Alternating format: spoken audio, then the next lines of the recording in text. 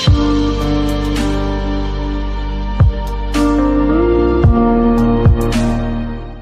guys, welcome to DevOps School. In this video tutorial, we are going to learn about Docker. It helps us to create, deploy and run applications by using containers. After going through this tutorial, I promise you that the concept and understanding of the Docker will be absolutely clear to you. But before that, let me ask you a few things. Are you dreaming of a career with higher pay and more responsibilities? Or are you ready to take your skills to the next level this year? Then start investing in DevOps School certification level courses which will help you to emerge skills for a wide range of entry-level roles and as well as higher potential future positions. But with thousands of courses online and in classroom worldwide, finding the right one for your career goals can be difficult. You can consider our courses like Agile Developer, Agile QA, DevOps Certified Professionals, Site Reliability Engineering, DevSecOps, and Masters in DevOps Engineering, where you will have access to well-structured, easy-to-follow course content that has been developed and will be delivered by industry professionals. You can join on our training programs globally through online platforms, and if you are looking for classroom workshops, then we have regular sessions available in Bangalore, Hyderabad, Chennai, Delhi NCR, Mumbai and in Pune. Simply compare our many courses, find the one that suits your style and schedule best and start today. Okay, so guys, what is a container lifecycle? So before discussing about the container lifecycle, let's understand the VM lifecycle. I don't know how many of you have worked with the VM. I want to ask you the VM lifecycle, but I believe some of you are not comfortable with hypervisors, and maybe you are not comfortable with the VM. So I'm talking the virtual machines lifecycle myself only. So typically what we do, we create a VM, okay? We create a VM. After creating a VM, what we do is we start the VM. We start the VM, virtual machines, okay? After that, if it is started, you can, of course, you can stop it also, correct? You can stop this VM also. Which you have. So you can start the, you can create a VM, start the VM, stop the VM, but you can also, you can start back. If it is stopped, you can start back. And if it is running, what you can do is, you can pause the VM. Now, you can also unpause the VM. Okay, unpause the VM. Now, unpause means running the VM, correct? So you can kill the VM. You can kill the VM. And after that, it means exit and then remove the VM. So these are the virtual machines which you can create, start, stop, restart also you can do that. Restart and start, and then you can do the restart also, correct? Restart also you can do that. Restart means stop and start, like that. Pause, unpause. You can save it also, right? You can save it also, right? Save it, don't need to save. We automatically save. No, it's runtime automatically save. So you don't need to do that. Okay. So yeah. So this is the VM life cycle. Now something which we have to do is something similar we have to do with container life cycle also. Okay, so same life cycle we have with the container also. So what can you do with the container life cycle? So container life cycle, you can also create a container.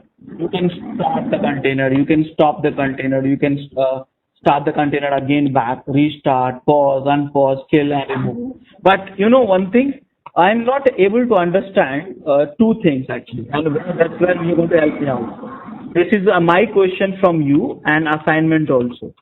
And the question which you will answer me, what is the difference between stop versus kill? You will teach me, okay, this one. And what is the pause versus unpause?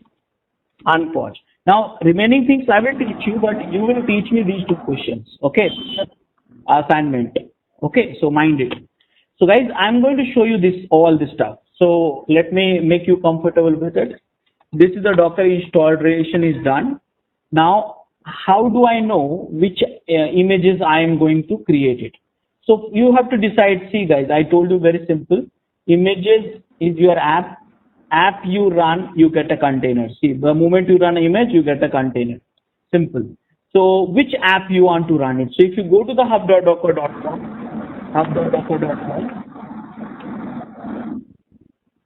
Okay, here, and here you can find so many lakhs of images you can find. Okay, lakhs of images you can find it. But which image you want to run? You have to decide which application you want to run. Here, application means Ubuntu, Fedora, CentOS, Jira, Debian, SonarQube, Jenkins, MySQL, Apache, Tomcat, Java, Perl, Python, anything. You will find an image here. So I'm going to use one of the image which is called Jenkins. Some of you might have used it, these applications already. Those who have not used, let me tell you. Jenkins is a web-based application. Runs on 8080 port. Backend is 50,000 port. Jenkins need Java. Okay, Java-based applications. Okay, so these are the small intros of the Jenkins application. Okay, so if I type Jenkins, you see here, you can find a filter also like a Docker certified, verified, official images, so many categories, and here Jenkins, official images, 10 minutes download starts. All these things you can see and decide which image to download. Right now I have an official image, so I'll go for official image. Now I will check here, do I have that image, any images? Look at this, Docker images is a command to list out the images are there or not. Do I have any images? No. See here, repository, remember? None. Tag, image ID, created, size. There's no images. Do I have any container? Docker ps command. Docker ps will give you only running container. I repeat, Docker ps will give you only running container. Now, if you want the container, which is all containers, so Docker ps-a stands for all. So you got all the containers. So here, Docker image will give you the running container, images, list of images, ps running container, all container including exiting container. It will be given by ps-a. So these are the commands we have to know. How do you download the images? Docker pull Jenkins. See, I copy this command. All right.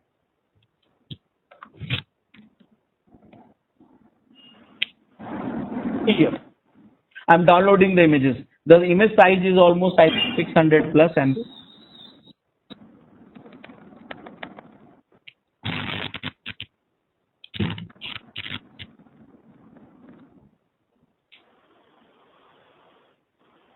Okay, so guys, here Docker images. This is the images. So guys, I got these images now. I downloaded the images. So now you have images, and now the question is, what is the container? You know that very well. The moment you run an image, you get a container. Simple. So now we are not running. I'm following the life cycle, the rules of life cycle. Okay. So what do we need to do? So container life cycle: create, start, stop, start, restart, pause, unpause, kill, remove. So let me do that. This is the same thing, guys, I'm doing right now. So here, Docker ps. Do you have any container? No container. Docker ps-a. Do you have any exiting container? No container. Now Docker create. What? Create a container from what? An image. Which image? Jenkins. See guys, I got a container. Docker ps, no running container. Docker ps-a. Yes. Look at it, this screen, guys, very carefully. See here.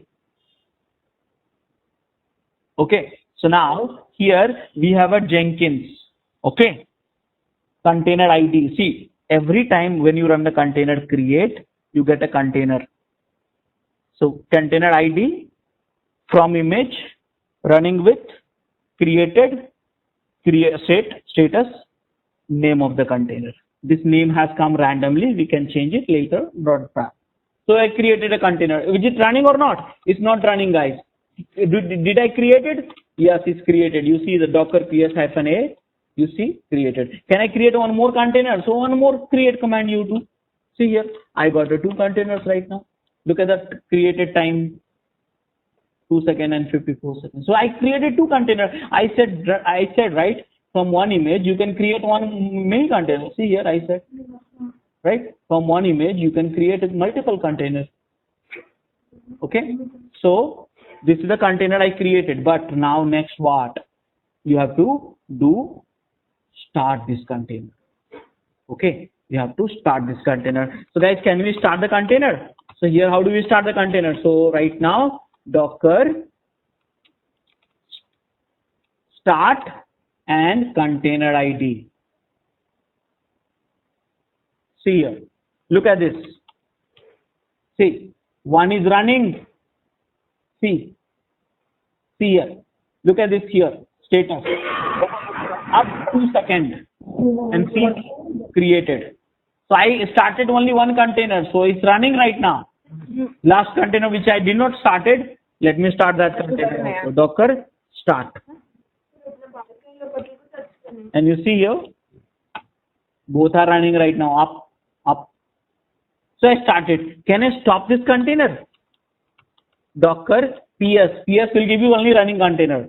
Can I stop it? So container ID 1, both I will stop it. See here. And Docker PS. See, both container got exited.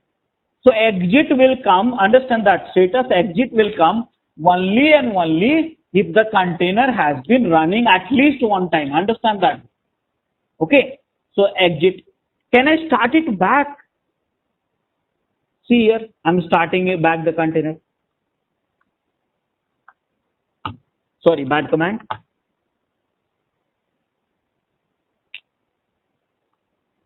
Start it back and see here. See, both the containers up. Yeah. Kema Bindu, can you please mute yourself? There's some noise coming from your side. Yeah. So there's the two container now, it is up. So after that, can I restart? Look at the age, guys. 2 minutes, 2 minutes. Okay. And here, can I rerun this command? See that 23 seconds, 22 seconds. So can I restart it? So restart means what? Stop and start. Understand that way.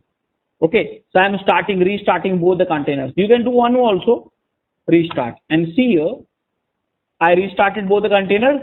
And finally, see here, 4 seconds. See, earlier the uptime you see. And here, uptime here you see. 4 seconds, 1 second. Now, after that, can I pause container? See, both the containers I am pausing. You can do one container also. But right now, just to make you comfortable, pause. Both the container. Can you see that? See here. Paused. Can I unpause this?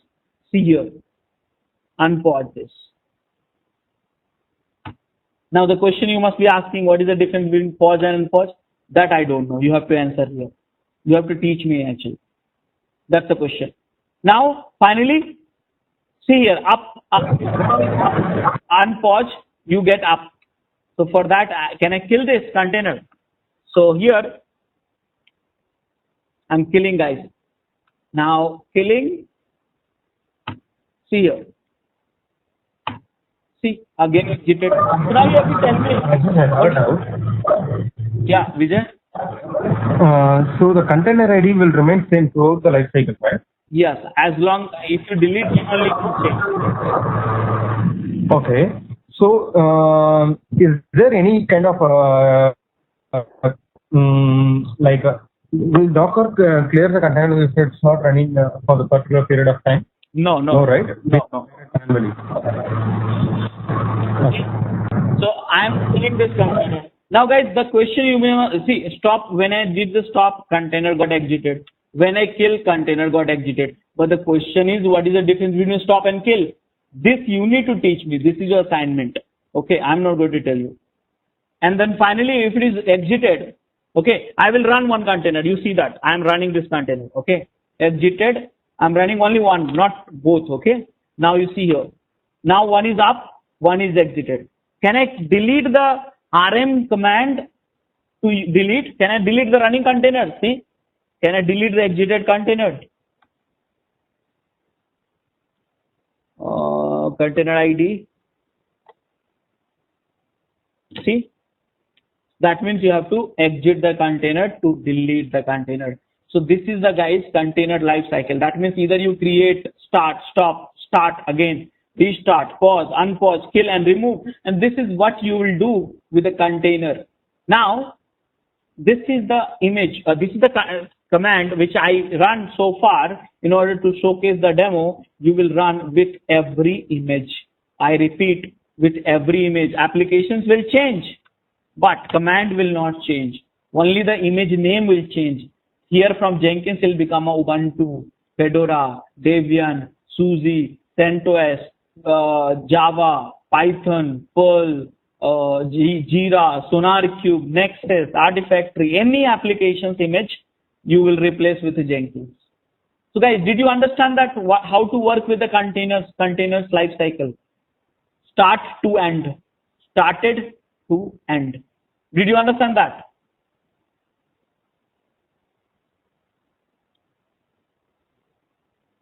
All of you?